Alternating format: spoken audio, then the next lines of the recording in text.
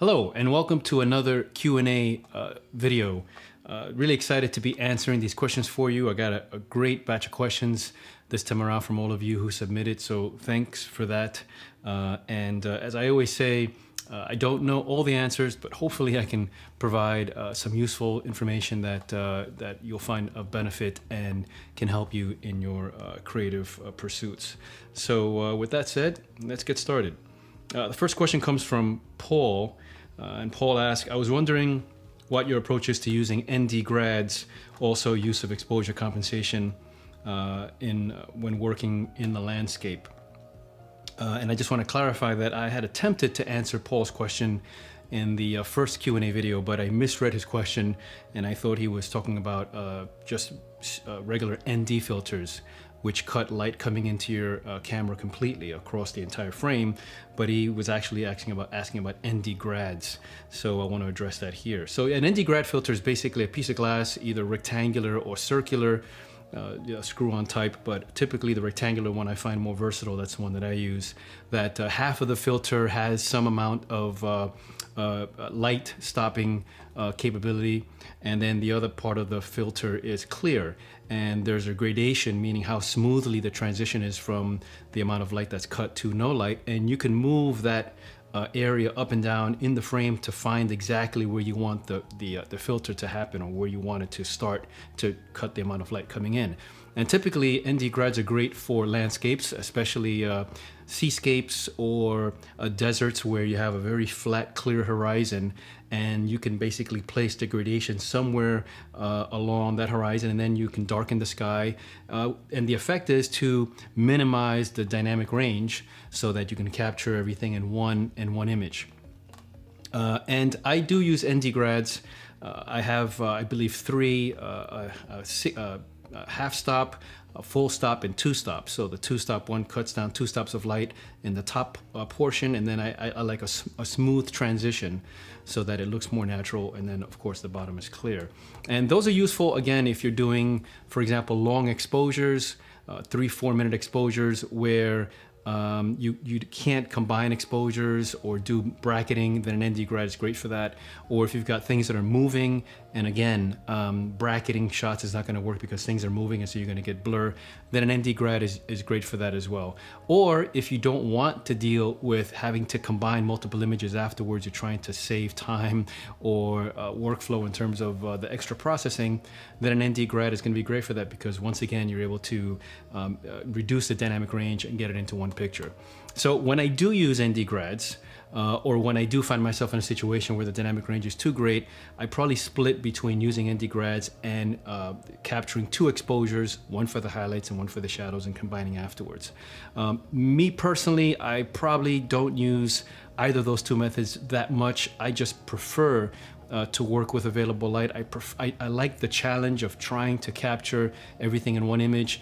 And I also like the compositional effect that either blowing out highlights or blowing out shadows gives me, because I think that adds something aesthetically to an image that makes it more interesting for me. But I think ND grads are probably something good to have in your camera bag if you're shooting landscapes. So yeah, that's how those work. Next question comes from Scott. How do you approach the business of landscape photography in the current market, printer portfolio, targeted customer email promotion, viable markets, etc.? This is an extremely complicated question and answer, because obviously there is no clear-cut path or way to succeed as a landscape photographer business-wise. I'm assuming that Scott is asking from the standpoint of making it a business. So I can only share what's worked for me. That also doesn't mean it's going to work for you. Everyone has to kind of figure out their own method. But I think the most effective things that I found in my own career were, number one, getting my work in front of as many people as possible, especially offline. I think it's too easy today to set up a website and think that you can just market your work that way and use social media and so forth. And a lot of that is not that effective. I think the main reason is because selling art and buying art and the business of photography is something that I think still benefits from personal organic relationships when you meet someone in person, when you're able to establish a connection with someone, to develop trust, those things are much more powerful than anything you can do online. And I think that doing a lot of this stuff offline is not only very useful in terms of for long-term growth, business-wise, but also to be able to drive business to your online website, to whatever it is that you're doing online. So I think, getting your work into galleries, getting your work doing art shows. I did many art shows for many years.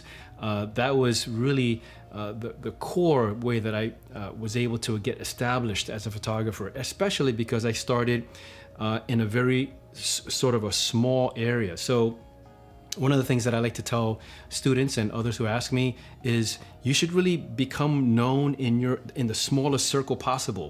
Your family, your neighborhood, your town, and then expand from there, because not only will you be able to establish and develop those relationships better than anyone else because you're there, but they will also be much stronger for you because people know you and people will remember you. And again, you'll be able to develop relationships versus traveling around the world, taking pictures in other places. That might be beneficial, but remember that there are other people that live in those areas that are going to have an upper hand in terms of not only their marketing ability in that area, but also the fact that from making images from that standpoint, they have all the familiarity, they have all the access to those locations that you don't, and you're basically showing up as a tourist. So I made a conscious decision when I first started that I would really focus on capturing my local area in a way that perhaps other people hadn't seen. And that allowed me, I think, to gain more ground business-wise versus trying to compete with everyone in the world from that standpoint. And I think the second thing that I would add is that as much as it's important to become as good as possible as a photographer, that goes without saying, you also have to develop a real business plan, a real marketing strategy. Two of the resources that helped me a lot when I first started were one book that I can recommend, which is this book by Alain Briot called Marketing Fine Art Photography. Lots of great ideas and advice in here, which helped me. And another website I can recommend is a woman called Alison Stanfield, who specializes in helping artists in their business and in their marketing strategy. So check those out online. I'll try to put a link in the notes below on the video. All right, next question comes from Michael. Robert, how do you finish your canvases? I use a compressed air system and I spray a water-based solution on top of the canvas. I think it's made by a company called Clear Star. And I like a matte finish. I don't like anything that's glossy or that's going to change the look of the canvas. And I use this compressed air, because it gives me a very smooth, even finish, especially on large canvases. Whereas doing it with a brush or a roller, it's much more difficult, more susceptible to getting an uneven finish, bubbles, things like that. So that's what I use to coat my canvases. Next question comes from Kate. What image sells the most? And I'm going to rephrase this question a little bit because I think it's the wrong question to ask. I think a more helpful question to ask is, what is it that you want to offer? What is it that you have to share? What story do you have that you want to share with your audience? I think if you try to figure out the types of images that sell the most, then you're going to be you're going to be chasing fads and styles, and you're going to be constantly trying to chase what's popular. And also, as they say, if you try to please everyone, you please no one. I think a much stronger strategy is to develop a firm idea of what you have to share, your creative voice, so to speak, your vision. I know that's an incredibly hard thing to do, but in the long run, that's going to give you some identity. It's going to give you something that people will recognize you by, and then you'll develop a following with a certain group of people, certain mindset, and then they'll really be your fans, and they'll really be the people that will support you.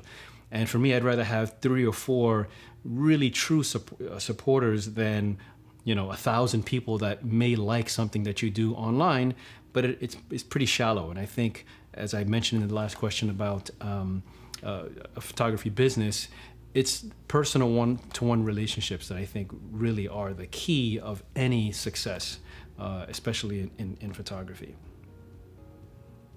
Next question comes from Lee. When bracketing for exposure, how do you meter the scene? Do you meter for the bright areas by underexposing, or do you meter for a normal exposure? And I think Lee is probably referring to when you do auto bracketing and the camera takes 3 exposures, which one do you meter for? I don't use auto bracketing all that much because I find that it just generates more files than I need.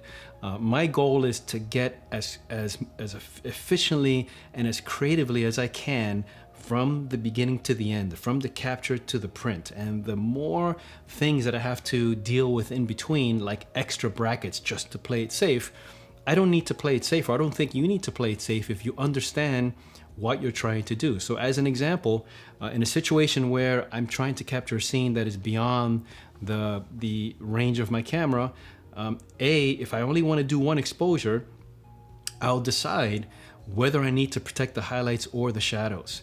And if I need to protect the highlights for whatever reason, that is compositionally important, if not critical for my image, then I'll make sure that on my histogram, I don't clip the highlights, and the shadows may clip, they may not. But even if they do, I'm already thinking that I'm going to use that compositionally, and I'm going to use those shadow areas to drive the viewer to the areas that are lighter, that have light, that have the energy in the image, and vice versa.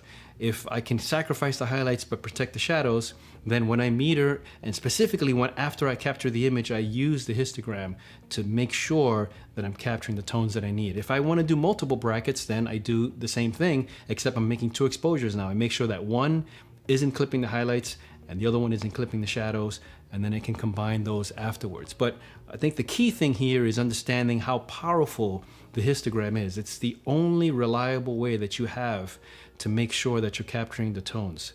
Not using the LCD preview on the back of the camera, which is an approximation of of the image that you've made, and also depending on other settings, how you have your camera set, you may not even be getting the true colors, etc. But the histogram, assuming that your profile is set to be flat or neutral, you're not using something that gives you a hyper saturated or hyper contrasty looking image on the back of your camera, the histogram is going to be the only reliable method, the only accurate method that you have. And it's a powerful way to know what you're capturing, what tones you've captured, what tones you've clipped, and then you can readjust your exposure to get everything in camera, and then afterwards you can use the raw file to recover highlights or shadows or what have you. All right. Next question comes from Nick. Do you use any other software for editing your photos other than Lightroom and Photoshop? The quick answer is no. I used to use other more software in the past when I wasn't using Lightroom as much, using Photoshop, and I had various plugins that I would use to allow me to take shortcuts basically. But as I've gravitated over the years to using Lightroom more and more, I have found that the tools in Lightroom and the ability to think creatively about what I'm trying to do with the image is really all I need, and I'm able to achieve 95, 98, 99% of what I need to do in Lightroom. Very rarely do I take an image into Photoshop to do some extra editing. It could be something where I need to clone or remove something that I can't do in Lightroom, or it could be because I need to do some advanced function like luminosity masks, but that is very rare these days. I think given all the tools in Lightroom, if you learn to use them creatively, you can do a tremendous amount, and it makes your workflow, it makes developing images fun, and I think that's key. When I sit down on my computer, I want it to be fun. I want it to be something I enjoy. I want it to be something that I feel like I'm growing with the images, like I'm expanding the potential of the image, not something that feels like it's work. And I have to do all these different steps just to get an image to look decent. I think you should see the potential on screen, and if not, I'd rather spend the time in the field working on improving my vision, improving my craft, so that this becomes just second nature and more enjoyable. Okay, next question comes from Archie. What is the quintessential feeling you would like to evoke in someone with a print? That's an excellent question, because it's one that I've thought about a great deal. And because Archie says print, I'm going to assume that, or I'm going to talk about it as in terms of an actual print. And for me, the feeling that I want them to feel, the thing that I want the person to take away is I want them to get a direct sense of the reasons that I made the image. For me, typically those tend to be awe, wonder, gratitude, beauty. Those are the things that make me stop and make a picture. And the emotions that I feel, the thing that resonates with me is the thing that I'm trying to imbue in the print.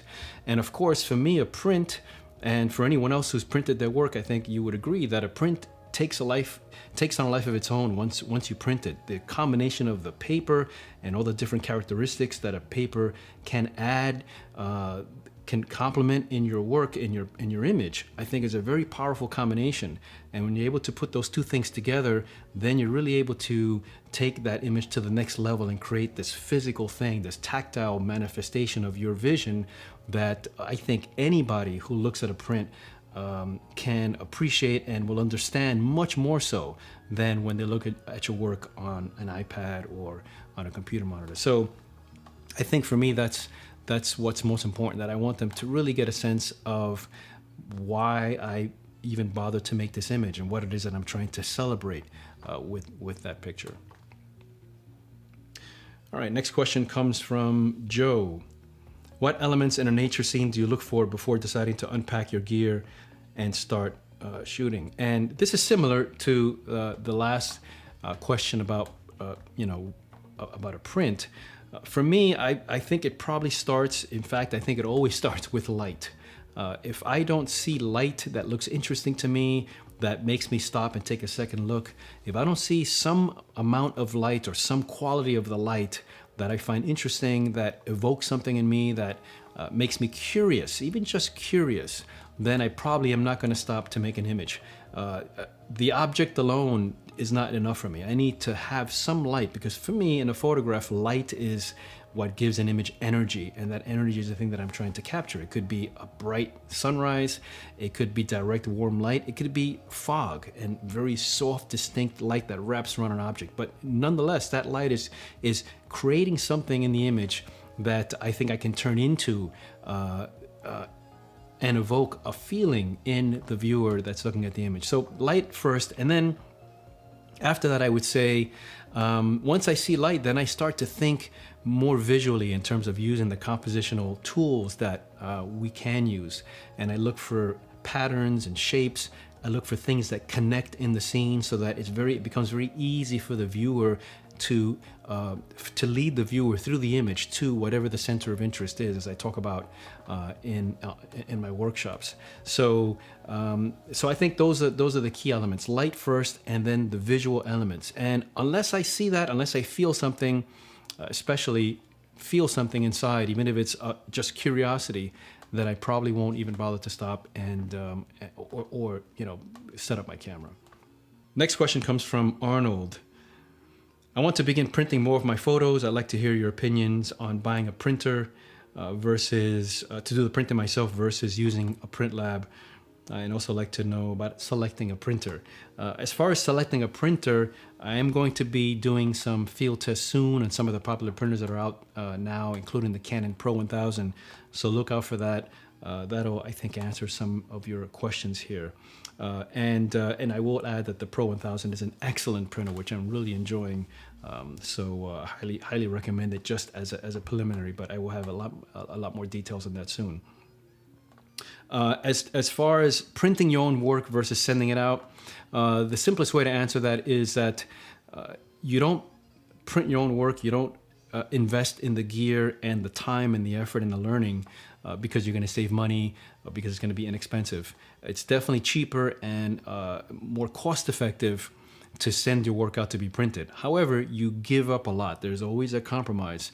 And what you give up is the ability to make printing a part of your workflow, to make it a part of your creative process, to be able to make a print and feel as though you've really maximized everything that you can about that image. You've chosen the paper, you've decided how you want the print to look. And so therefore, when the viewer looks at that image, when they hold the print in their hands, they really get a complete sense of what you, the photographer, intend for them to experience. And I think that's a very powerful thing that I never wanted to give up. And I think it's invaluable for the photographer who wants to go a step further and really explore all of the creative opportunities that are available. When you make your image in the field, I've made this image, I've captured not only a scene, but hopefully you've captured a magical moment for you. What can I do with this now? How can I share this? And how can I even make this process more creative? I think that's where printing is extremely powerful. There's a tremendous satisfaction that I know I get, and my printing students get from printing their own work. And I think it even informs, if not changes, the way you photograph. And especially, I think, the way people view you as a photographer. It really is a dedication to the craft. In totality of photography. So that's what I think why I teach printing and why I recommend it and why I speak so highly of it. All right, next question comes from Linda. I mainly shoot outdoors, nature, and portraits.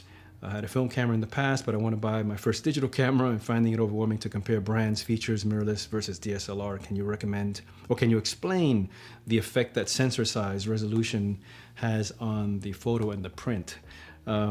Let me start by saying that I'm probably the least qualified person to ask about cameras and technical specifications and comparing brands.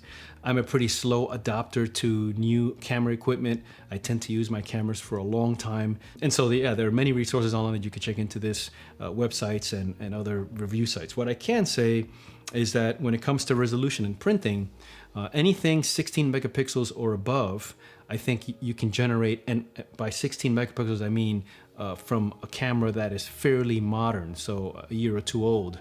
I have an Olympus EM1 Mark I, for example, that is 16 megapixels, but the quality of the pixels, which is the most important thing here, is much better than the quality of the pixels from my, let's say, 7 or 8 year old Canon.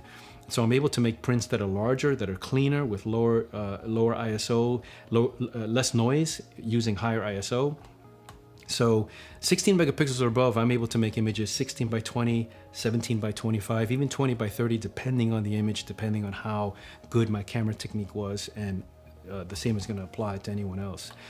20 megapixels or above, unless you're making really large prints, bigger than 20 by 24 by 36, I don't think you're going to have any problems whatsoever making prints of any size on, let's say, any of the 17-inch printers. So you notice that camera manufacturers today don't compete so much on resolution and megapixel sizes. They're really focusing now on other features because the megapixel wars have, they're not as important anymore. You can get really nice looking prints from 20 megapixels, and most cameras are going to have that these days. Next question comes from Ron. Hi, Robert, I've tried to improve my pictures over the last few years. Besides practice and more practice, I read books, blogs like yours, thank you, and try to learn something new all the time, but I find it hard to get validation that I'm moving in the right direction. So basic question is, can I comment on getting validation, critique, etc.? I do think that it's incredibly important to get some validation, to get some positive reinforcement, to get constructive criticism. That is incredibly important, because one of the things that you'll hear all the time is that practice makes perfect, and in fact that is incorrect. You can practice the wrong thing over and over and over again and not really improve. Worse than that, you don't even know why you're not improving. Perfect practice makes perfect, or deliberate practice makes perfect. And the idea of deliberate practice is that instead of simply just going out and trying everything and exploring all options, you focus in on specific areas that you want to improve on. So for example, let's say you want to improve, let's say you feel like composition is not your strongest suit. Well, when you go out, you focus on composition and you put to the side for the moment anything else that is going to kind of get in the way of you practicing your composition. So maybe the light's not great, maybe the conditions are not perfect, but you're not going out to make a masterpiece. You're not going out to capture a great image. You're going out simply to practice on composition. What happens is that once you get better at that, then when you do have a beautiful magical moment, composition is not going to be the thing that holds you back now. We can say the same thing about the camera technique. Maybe your problem is hyperfocal distance or focusing or some other technical issue. Well, every time you go out for a certain amount of time, you should be focusing on that. Never mind what you're photographing, never mind how good or bad the light is. Your goal is going to be to get images that always, for example, have proper depth of field. Because then what happens is once that becomes second nature, then you're in a much better position to get lucky, as they say, right? You get beautiful conditions, you're in the right place at the right time, and you don't even have to think about composition or something with your depth of field. So the long way of saying is that deliberate practice is important, and the only way to do deliberate practice correctly is to have someone that can give you some feedback, someone that can point out to you what you might be doing right or wrong. How to find that person, it's difficult. Obviously, you can rely on yourself.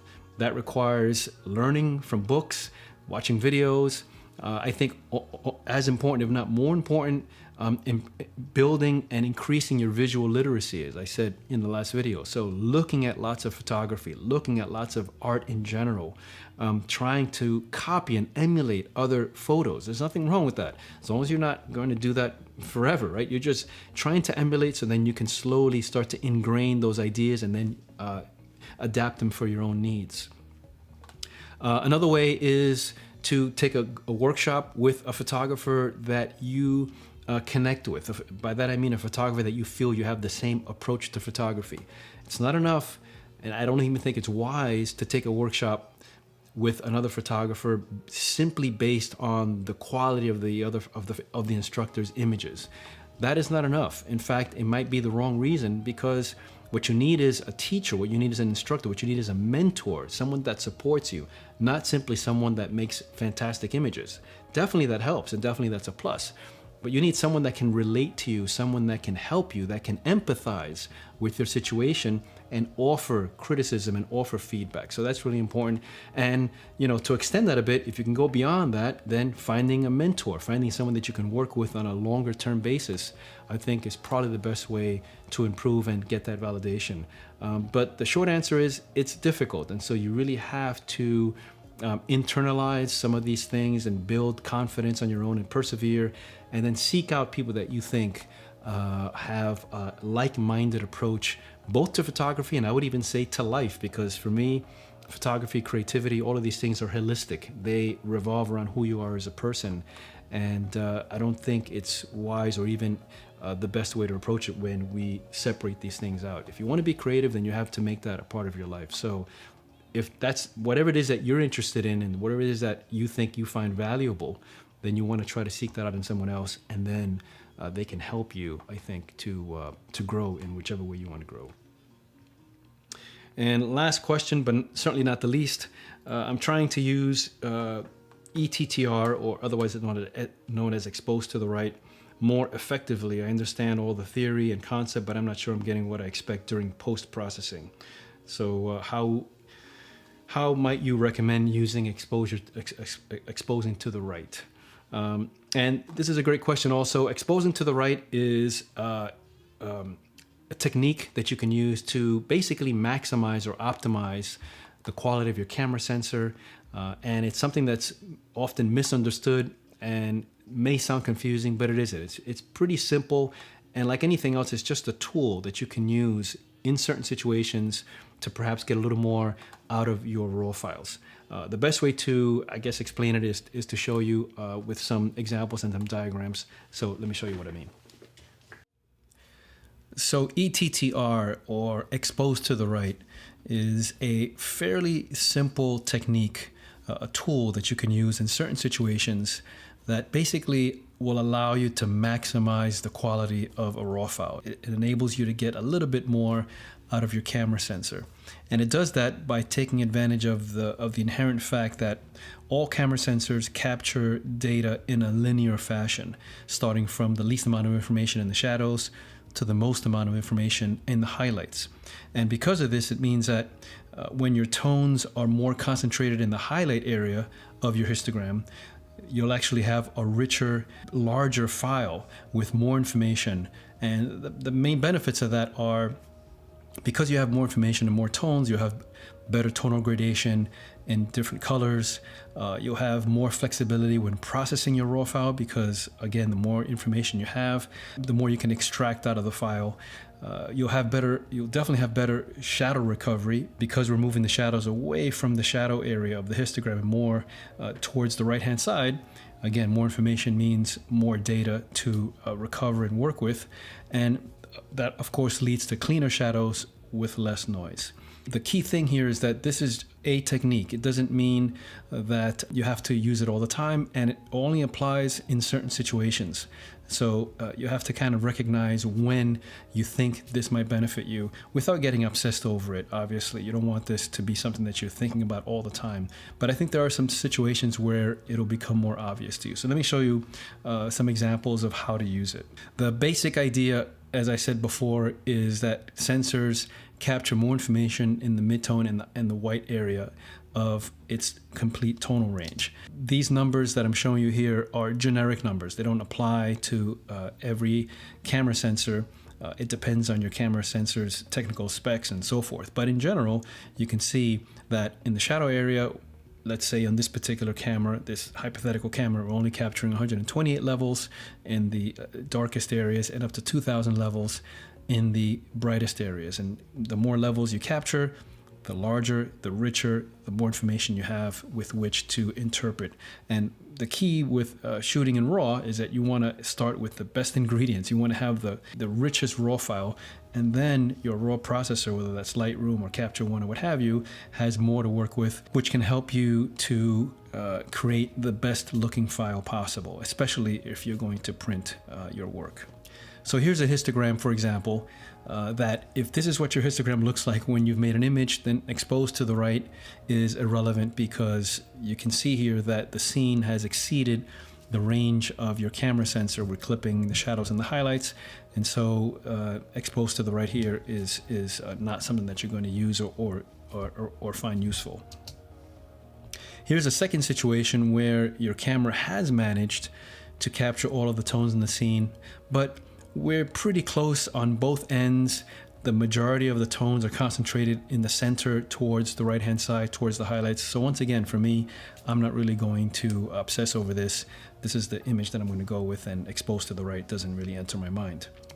But here's a situation which is a little different. You can see here that the tones are more concentrated towards the left-hand side, and more importantly, you can see I have a big empty space on the right-hand side of the histogram, and I know that that's where the sensor performs the best, and yet I'm not capturing any information there. So in this case, I would extend my exposure by either dialing in a longer shutter speed, or if I'm using one of the automatic modes like aperture priority, I would add some exposure compensation so that I have a histogram that moves to the right, means I let more light into the camera. It makes the image a little brighter. I don't want to overexpose. I don't want to clip the highlights because then I've defeated the purpose of exposing to the right. But you can see here, my histogram, the tones that I've captured are away from the left-hand side where the noise is and more towards the right where the sensor is able to capture more information. So let me show you some actual examples with real images. This first example shows you an image that I made using the exposure that my camera recommended. My camera's exposure meter was around 0. And the first thing I noticed after I made the image and I looked at the histogram was that not only was I able to capture all the tones in the scene without clipping shadows or highlights, but in fact, I actually have room in the highlight area, and my exposure is more biased towards the left-hand side of the histogram, towards the shadows. And see this area here, that's the area that corresponds to the best quality out of my sensor, and yet I'm not using that.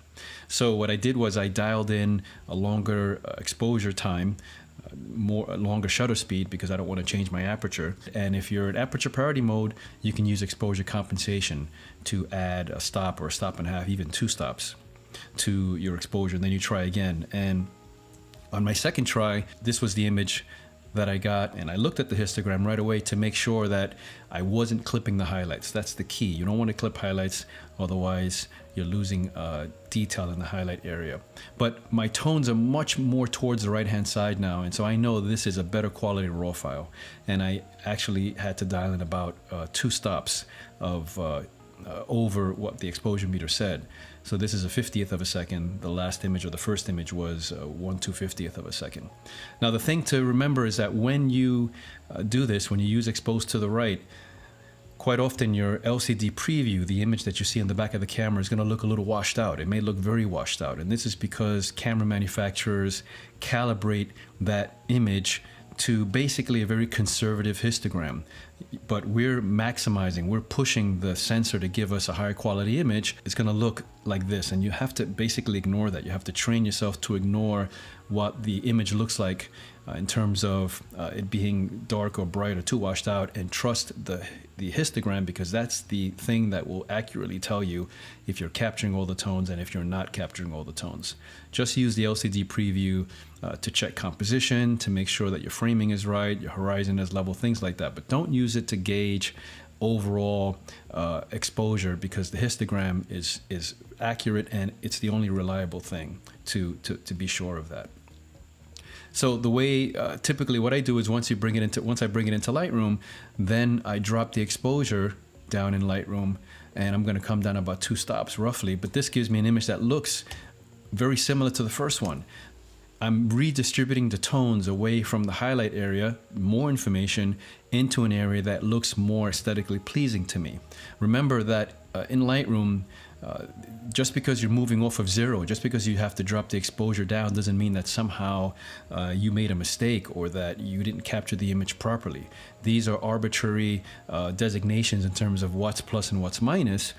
You're again redistributing the information. That's what you do with a raw file. So it doesn't mean that you did anything wrong or that you have to correct. You're correcting for some mistake. I can even drop the highlights a little bit more, and I got something that looks very close, if not identical, to the first one. But here's the difference. If I boost the shadow slider, the shadows all the way up to 100, and I zoom in here, this image looks very clean. All right, this is the one that I exposed to the right. But if I go to the first image and I do the same thing, I boost the shadow slider to 100 and I zoom in, you'll see a lot more noise.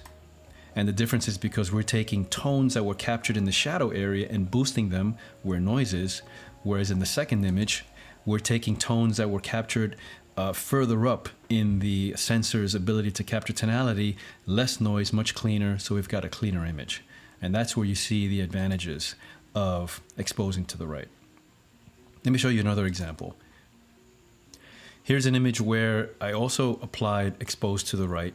And this definitely looks a lot brighter and more washed out than the scene did in real life to my eyes. But I wanted to make sure that I got the histogram as far to the right as possible so that I could recover shadows if I wanted to.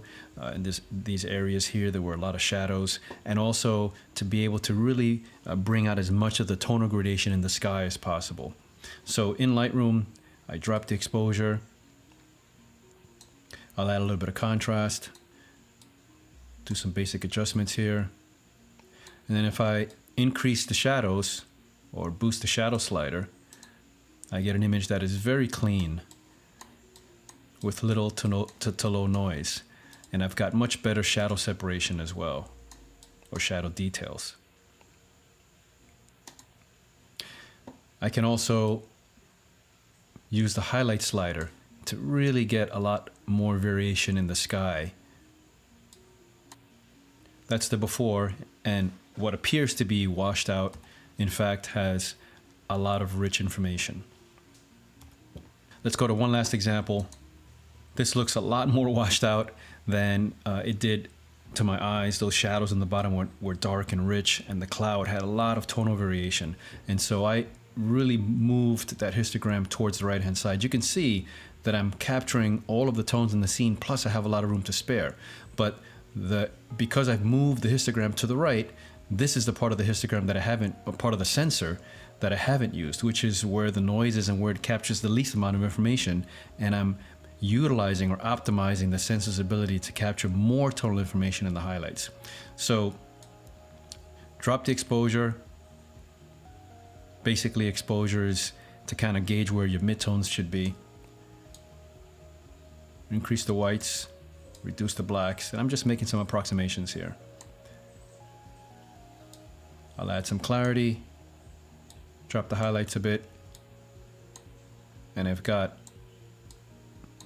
nice variation in the sky here, lots of tonal gradation, which is gonna look great in a print.